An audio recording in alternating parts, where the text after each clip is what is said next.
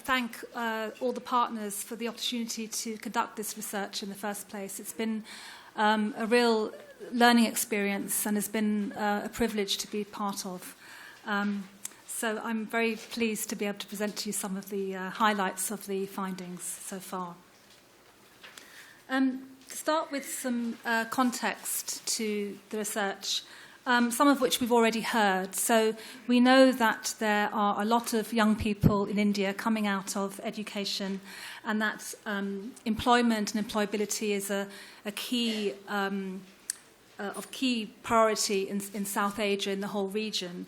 And what does employability actually mean? And this is something which is often discussed all over the world, and it means everything from skills to knowledge to behaviours to qualifications to the right training to soft skills and to languages, whether it's English or other languages. So it's all those things intertwined, and English has got a role to play in that. But as we've heard, little has been done into what kind of English is actually needed in these different job roles and these different industries. So we wanted to understand some of the challenges and issues on the ground through doing this research. We know that, again, that vocational skills training is emerging strongly in India because it's seen as a route to employment, and part of that is setting the industry standards.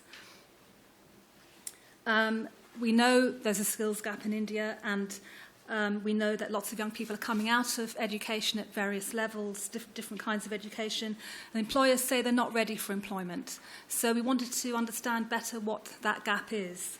Is it in qualifications? Is it training? Is it English? Is it soft skills? Is it languages? Is it a combination of all of those? And we are talking a lot about frameworks and standard setting. And frameworks for qualifications and standards have been developed, they're being used, but we need to understand better how English and soft skills are appropriately represented in those frameworks. So talking of frameworks, I'm referring now to the Common European Framework of Reference for Languages. This framework is important because it's used only for language, and it's not just used for English, but for lots of different languages. So it's used for 39 languages. And I'm aware that the National Literacy Mission Authority and the English Foreign Language University are developing or have developed a set of descriptors for Indian English linked to the Common European Framework of Reference. But I'm putting this framework up there right now at the beginning just to set a bit of context, because I'm going to be referring to it throughout the presentation and throughout the report. So in terms of the research aims, we had two main aims. The first one was, do we need to develop a new entry level of linguistic achievement within the context of the Common Framework of References that recognises language that is pre-A1? So that was the first aim. And the second was to have this action research looking at these three different sectors and thinking about exploring how linguistic levels of this Common European Framework can best be integrated into some of the qualifications. So these are the two main aims of our research. And we had questions that informed the research that we used when we were talking to employees and employers. And this was, again, getting a better understanding of what languages employees use in different contexts, different job roles, how they get these skills in the first place, if they're taught by whom and in what formats, and if there is a perception that English might be a potential barrier to entry and promotion for individuals in those roles. So we needed to understand further if that actually existed, because it's a perception. And some of this was challenging some of the assumptions that we have around English language learning. I want to give you a brief overview of the methodology and scope that we used for the research. Obviously, this is all in great detail in the report, and we do want you to enjoy reading the report and all the detail that is in there. But just to give you a kind of snapshot of the methodology that we've used, a mixture of primary and secondary research, of course, which has been triangulated, but the primary methodology was the field work that we did and the interviews that we conducted. So it was really important to have these interviews with stakeholders on the ground, in their organisations, in their places of employment, to really understand what was actually happening. And this relates to bottom-up research. When we presented the preliminary findings of this in Colombo at the Global Education Dialogue, we met Huell Coleman, and he emphasised the importance of conducting research from the ground up, from the bottom up. And you only get that if you actually go out and talk to people in their field. So we also held a number of focus groups. We had 2 fieldwork visits in Odisha and Delhi. And then the secondary research was around some of the existing reports and studies that are out there, understanding better migration and employment. And we also did some mapping, which I'll tell you about a bit later. So that's a little bit of a snapshot of the methodology. A number of stakeholders that are related to this study. The first just shows the stakeholders that are impacted by the study, potentially, the different stakeholders involved. And then the second is about the ones that were relevant to this study. And so we tried to ensure that we were including all of these stakeholders when we did our research, whether that was through primary research or secondary research. In terms of the scope of study, it was really important to define the scope quite carefully because it was done within quite a short time frame and naturally had a budget associated with it. So we decided, as mentioned before, to conduct narrow and deep research rather than to be too broad. So it was quite important that the samples that we chose represented the sector and represented the potential variance in those sectors. And the scope had a bearing on methodology. So, for example, we didn't level test people. That wasn't the focus of what we were doing. We actually got them to self-rate their language competencies, and then we compared that with what we found and with some of the mapping that we did. So what you'll see there are the range of things that we had to consider in terms of scope for this study. Consider and perhaps argue a little bit as well to make sure that we got it right. So what you'll see, and again, this is just a snapshot of the scope of the study. So we wanted to make sure that the sectors that we used had large numbers of employees in those sectors, so that we could make sure that represented a good cross-section and a range of different types of employment. One of the things that amazed me when I was doing this research in my niche as well was that you'd find that a certain qualification at a certain level could represent a whole bunch of different kinds of jobs. And you'll see in the back of the report just how many different kinds of jobs are represented for one level, one qualification. Quite amazing. We were looking at sectors which we thought would have quite different English language needs, so we wanted to compare that. And it was also important to consider geography. So we chose Odisha and Delhi National Capital Region, and partly that was because Odisha is one of the main states from which there's large migration.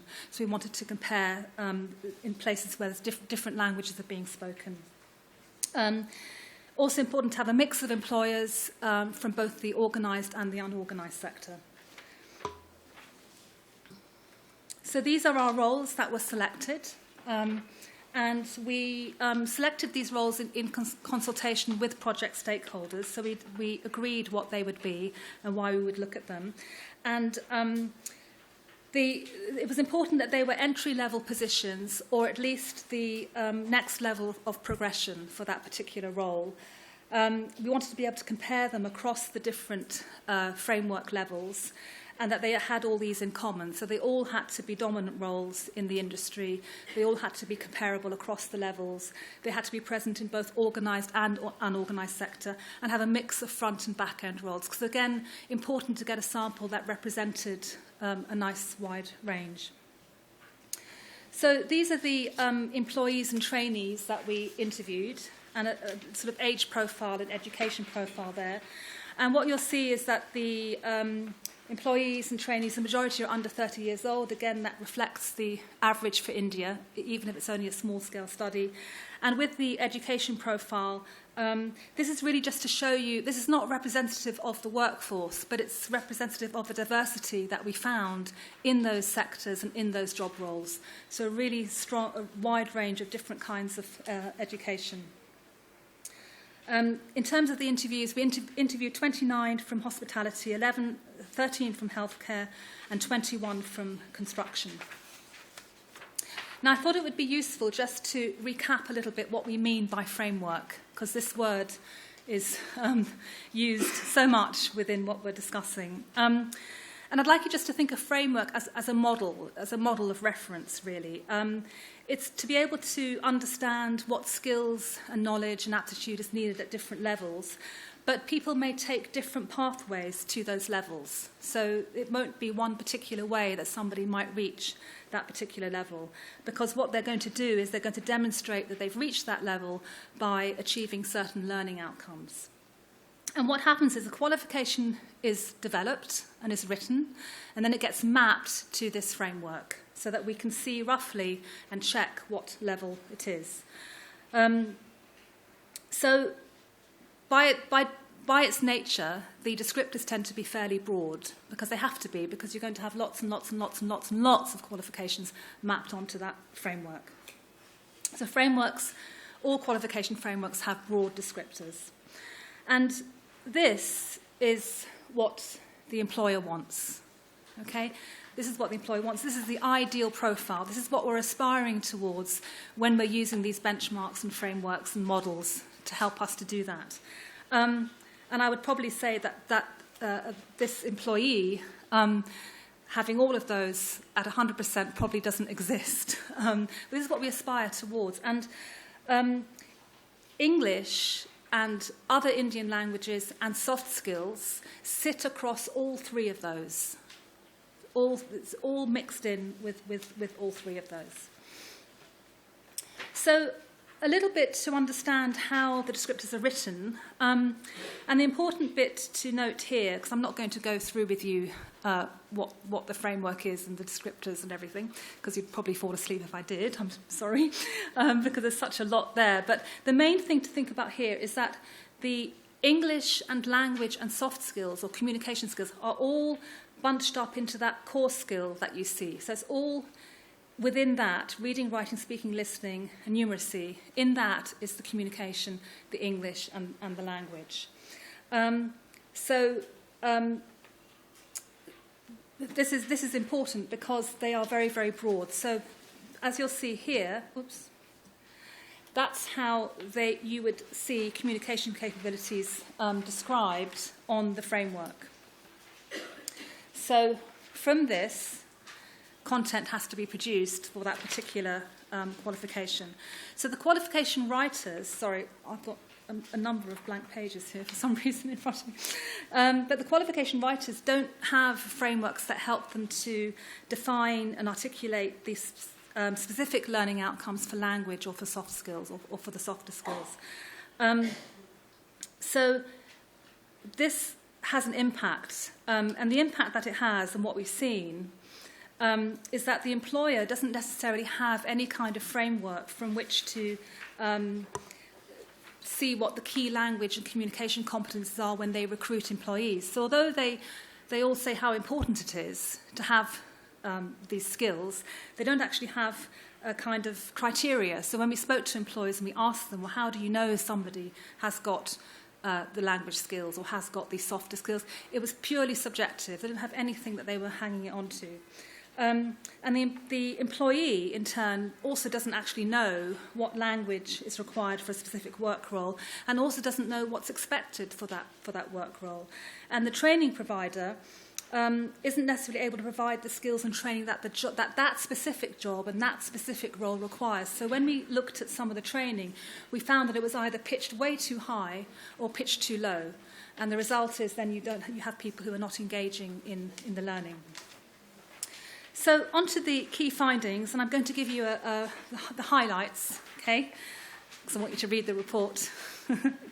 So key findings, so it's looking at some of the variances across the sectors, and that was one of the things that was so made such an impact on us, I think, as researchers, was just the complexity that we found, the sheer complexity that we found. We'll talk a little bit about some of the mapping that we did against the Common European Framework of Reference, how people learn English, the people that we spoke to, English for progression purposes, is that important? How important is it? The employer's perspectives and the case for a 0 level. So I'm going to give you a kind of whirlwind tour of the key findings.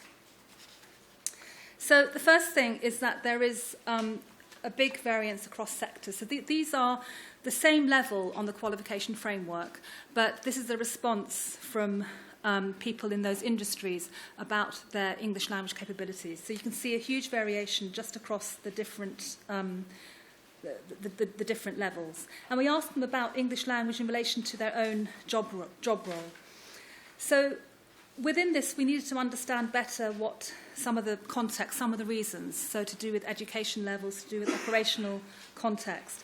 So remember that what we were doing, we did the self-rating to capture what was on the ground and link that with our own observations and with some of the mapping that we did, so we could have a kind of triangulation of what was going on.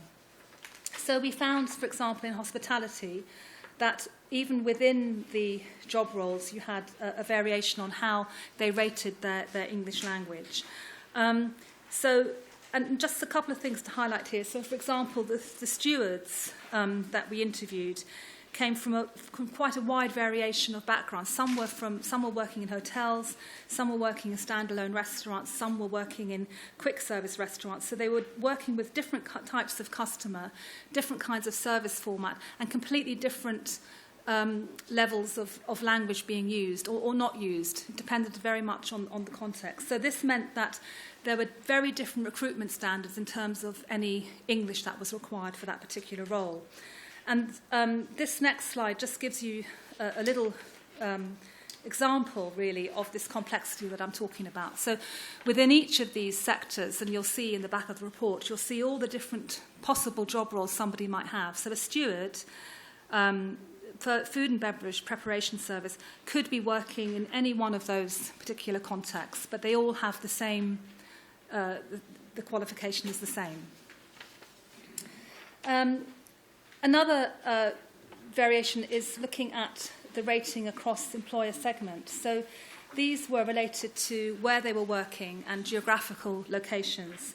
And we looked at some of the possible reasons, and I think there needs to be some further, more detailed research into this, but we thought there might be, that this could be some of the reasons, that there might be issues around how people rate themselves because of what's around them in the smaller cities.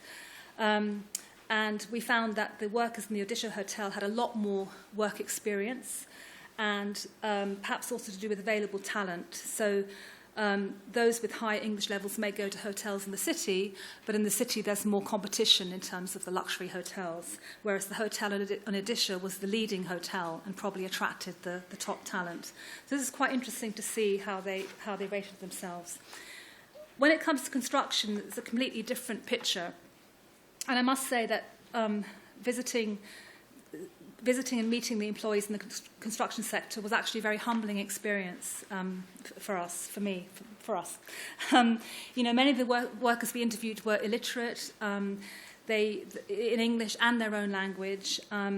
They hadn't done any formal structured training. They learnt on the job.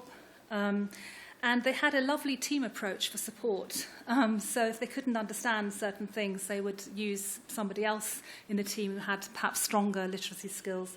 But some of it was a bit sad. So, for example, we spoke to people who couldn't even identify the name of their organisation that they were working for and couldn't understand the signage in terms of health and safety. So there were issues here. Whereas at the higher level, the senior technicians, they were much more highly educated, and their English was being used for report writing and plans and reading manuals and so on. So a very, very different picture here. And then, as you can see from the top comment, in terms of a qualification standard, so the level 4 shuttering carpenter actually had much lower English language competence than the level 3 assistant electricians. So big variation there. And then healthcare, and again, just a snapshot here.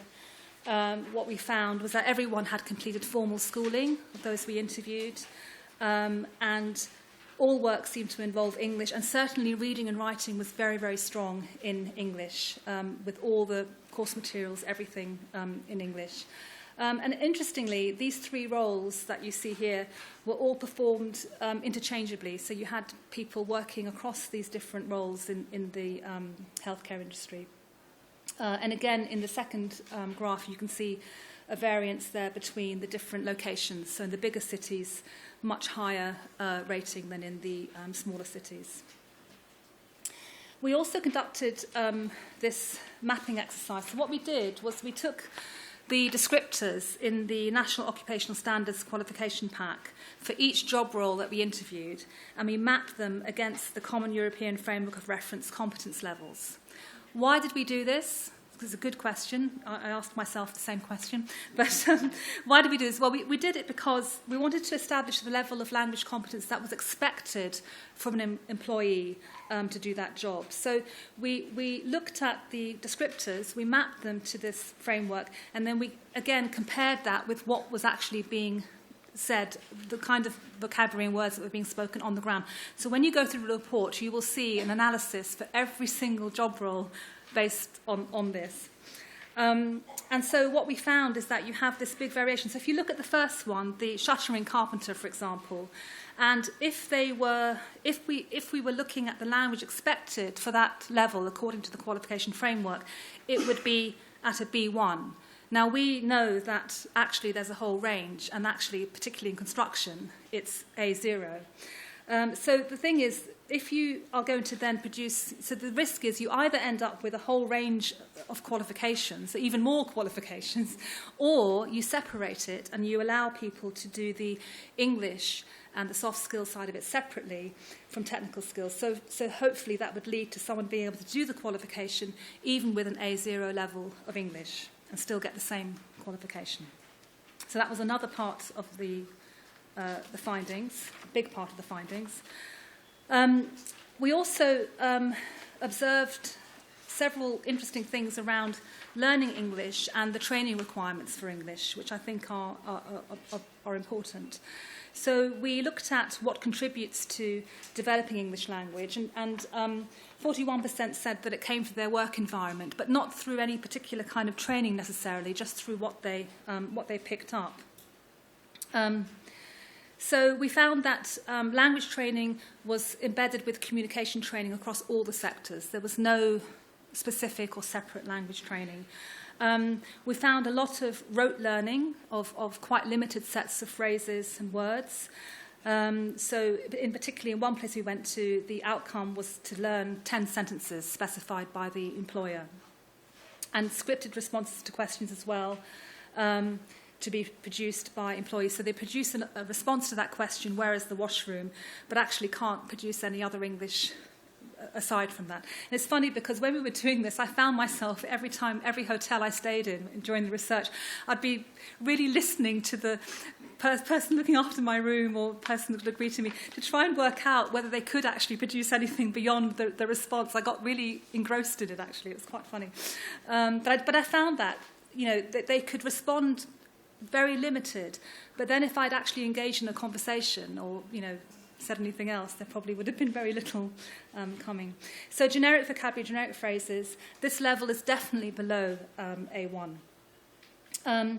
We found that, again, there's no framework in use to articulate language and soft skills for employers. The training providers expressed a need for a more detailed framework. They welcomed that. And we also found that in many cases the trainers were not qualified English language trainers or English or teachers. Another point interesting to note is that all the employers, none of them had any kind of formal scheme to offer opportunities for learning language. And when we spoke to the employees, most of them were very willing to learn language and wanted to learn language, and a quarter of them actually said they would pay of their own money to learn. So quite a sort of mismatch there in terms of motivation, employer and employee. We also looked at the importance of English for career growth, and we asked the employees how they saw it. And so the majority of those in healthcare and hospitality saw it as somewhat or very important, but they both said there was a point where they couldn't progress without having more English. And interestingly, most employers said that English was not a key factor for recruitment and progression at these levels. It becomes more important sort of overall later on for higher levels. So overall, if you look at the second graph, there was a recognition that for future career success, that English was important. And all employers, without any exception whatsoever, highlighted the importance of soft skills. So when we would ask them what they wanted, the first thing that came out of their mouths was not language. It was things like positive attitude, being flexible, being resilient, being positive, being on time. You know, these were the things that they would talk about. Now, we also looked at the case for the A0 level, and this is we went into some detail into this in the report, so I'm just going to highlight a few things here. But, you know, so we know that there are people that are functioning at very, very low levels or no level of English, and some are even illiterate. And there's no kind of development of things like the core minimum for health and safety. So construction sector for a start, but likewise hospitality, health and safety. You know, I think a pre-A1 level would contribute to at least reaching some of the basic criteria for health and safety. But also things like, you know, learners only need a small amount of language ability to meet those requirements. So, you know, rote learning and limited phrases, it can resolve a situation in that moment. So it's not that it's wrong to do it, because it can actually be very effective, but it doesn't help anyone to progress. And so there needs to be some kind of logical way for them to progress forwards. So having that first level recognised achievement, as we've heard earlier on, is also very important for confidence in learning language abilities, and also helps to provide things that are more relevant for that level, so that we don't have training that's pitched too high or assessments that people fail. So there's a strong case for the A0 level. The recommendations that we've made in the report, there are 3 recommendations. Okay, the first one is that there needs to be a common Indian framework of reference covering all Indian languages and English developed to sit alongside the National Skills Qualification Framework. We also believe that language and competence should be separately levelled, perhaps using these can-do statements and building on work of other research projects, so that we have more clearer references to what the English and language skills are, and that we do recommend that this new framework should include a pre-A1 level to capture very specific job role competencies and very specific job role requirements. I think an assessment approach and related tools would need to be developed for this level as well. And the fourth one, which I haven't got here, but is mentioned briefly in the report, is a whole area around benchmarking and assessing soft skills. And this is a continued debate, and will continue, I think, but again, having some kind of clearer menu of competency and statement descriptors.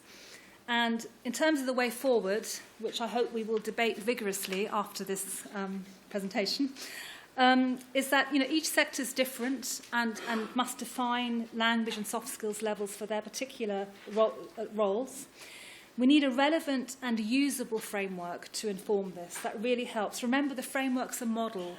It's meant to be there to support and help. So we need something that informs trainers, learners, employers, assessors about the language requirements for employability, so that we can reduce the complexity that is currently in the development of qualifications. And it's really important to choose the most relevant language and the most relevant skills that are needed. Add the A0, and you've heard the rationale for that, and there is more of that in the report. And there's a clear rationale for doing so. It's needed for effective job performance. It'll help address the minimum required for health and safety, and it'll increase confidence about own language learning capabilities rather than feeling stuck, because we did meet people who were stuck and could progress, could definitely progress and want to progress. This new level needs to have sector-specific and contextualised components for it to be useful in a work context. So what that means is that each sector needs to determine what they need in the Indian context, so as to develop that from the ground up. So you start with identifying the work context, the levels of English or other language usage, and you work from there. So these are just suggestions for the way forward, and I'm going to end on that point because I'm hoping that we can then discuss this more fully in the panel discussion. Thank you very much.